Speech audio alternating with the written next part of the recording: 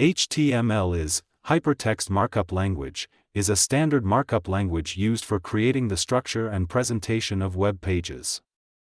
It provides a set of tags, markup elements, that are used to define the structure and content of a web page. Browsers interpret these tags to render the web page and display it to the user.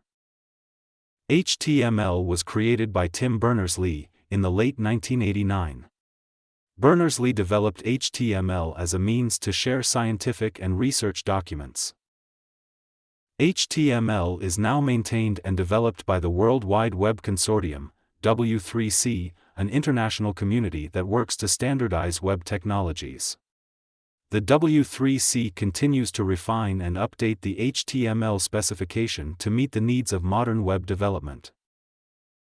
How to create a new HTML. Open your text editor or IDE and create a new file with a.html extension. This file will serve as the foundation of your website.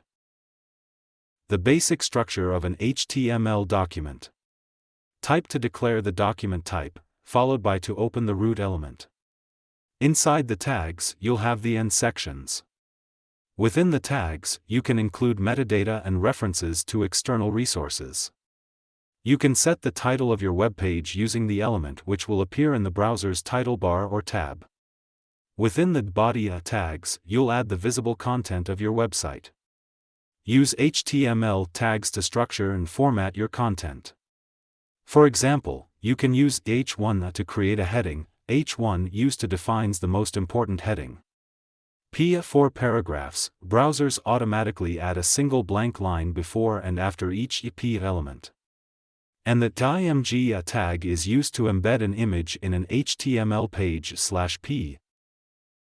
Images are not technically inserted into a web page, images are linked to web pages. The tag creates a holding space for the referenced image. Thank you for watching.